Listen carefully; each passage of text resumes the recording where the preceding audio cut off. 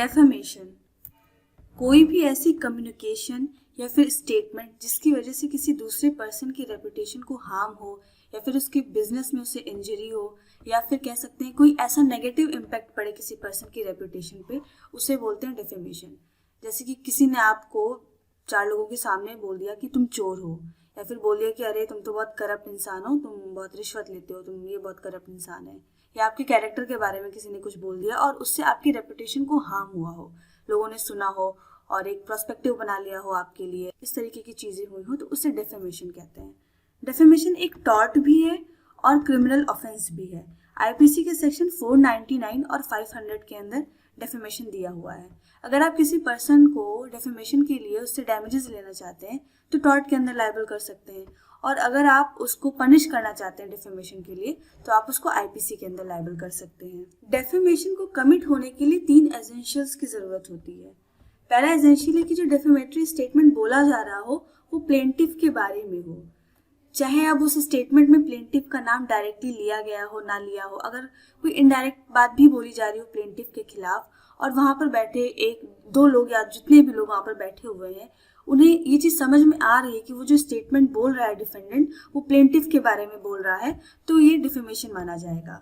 दूसरा एसेंशियल होता है कि जो डेफेमेटरी स्टेटमेंट बोला जा रहा है वो थर्ड पार्टी की प्रेजेंस में बोला जा रहा हो। अब ये ना हो कि आप अपने घर में अकेले बैठे हैं या आप किसी कैफे में अकेले बैठे हुए हैं, वहाँ जो डिफेंडेंट है या दूसरा पर्सन है वो आया, उसने एक लेटर में आपके बारे में कुछ डिफेमेटरी स्टेटमेंट दे दिया कि तुम बड़े चोर हो या तुम ये हो वो हो, कुछ भी ऐसे करके आपको लिख के दे दिया, या चुपके से आपसे बोल के चला गया कि तुम भाई बुरे इंसान हो या तुमने वहाँ चोरी की थी या तुमने जो है ऐसी हरकत की थी, कैरेक्टरलेस हो तुम, तो ऐसा कुछ बोल दे और वहाँ पे सिर्फ आप हो और वो पर्सन है जिसने आपको डिफेम किया है और कोई तीसरा पर्सन नहीं है, तो उसको डेफेमेशन नहीं माना जाएगा।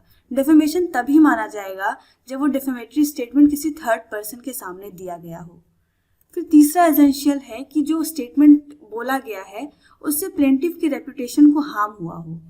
मात्र गाली या फिर इंसल्ट को डिफेमेशन नहीं माना जाता है, और अगर हम इस देश में सिर्फ गाली को डिफेमेशन मानने लगेंगे तो पता नहीं कितने सारे केसेस हो जाएंगे। तो ऐसा कुछ नहीं होता है, कुछ ऐसा स्टेटमेंट होना चाहिए जिससे जो प्लेंटिफ है उसकी रेपुटेशन को हार्म हुआ हो।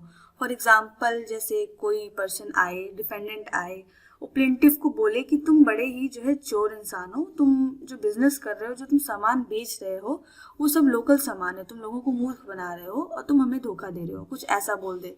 या फिर अगेन कैरेक्टर पे उंगली उठा दे कि अरे तुम्हारे बहुत सारे अफेयर चल रहे हैं, ऐसा कुछ बोल दे, तो वो डिफेमेशन माना जाएगा, क्योंकि इससे जो पर्सन की जो रेपुटेशन है उसको हार्म हुआ है। डेफेमेशन को 2 टाइप में क्लासिफाई किया जा सकता है, एक है लाइबल, दूसरा है स्लैंडर। सो लाइबल डिफेमेशन में वो होता है जब स्टेटमेंट रिटन हो, किसी लेटर में हो या किसी पैम्फलेट में हो या प्रिंटेड हो या एफईजी के फॉर्म में हो और उसे कम्युनिकेट किया जाए लार्ज ऑडियंस से। तो इस केस में, लाइबल के केस में, जो प्लेंटिफ है उसको किसी भी तरीके का एक्चुअल इकोनॉमिक हार्म प्रूव करने की जरूरत नहीं होती है। और दूसरा होता है slander. S for slander, S for spoken. So जो भी स्टेटमेंट या फिर कम्युनिकेशन बोल के की गई हो या किसी जेस्चर के थ्रू की गई हो उसे स्लैंडर डेफेमेशन कहते हैं। फॉर एग्जाम्पल आप जो है अपने ऑफिस में बैठे हुए हैं या फिर 3-4 लोग ऑफिस में बैठे हुए हैं और आप जैसे ही अपनी कैबिन में उस कैबिन में एंटर करते हैं तो उसमें से एक इंसान जो है आपकी तरफ इशारा करके बोलता है कि ये देखो चोर आ गया, तो वहाँ पे जो है पर्सन ने अपने जेस्चर से और अपने वर्ड से आपको डिफेम किया है। सो ये स्लैंडर है। डिफेमेशन में कुछ डिफेंसेस भी हैं कि कभी कभी स्टेटमेंट अगर सच हो और पब्लिक इंटरेस्ट के लिए बोला गया हो तो वो डिफेमेशन नहीं माना जाता है।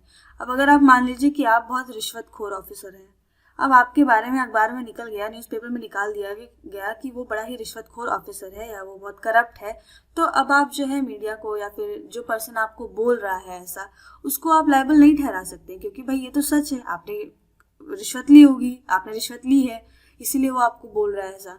तो ऐसा नहीं होना चाहिए। और दूसरा है एब्सोल्यूट प्रिविलेज।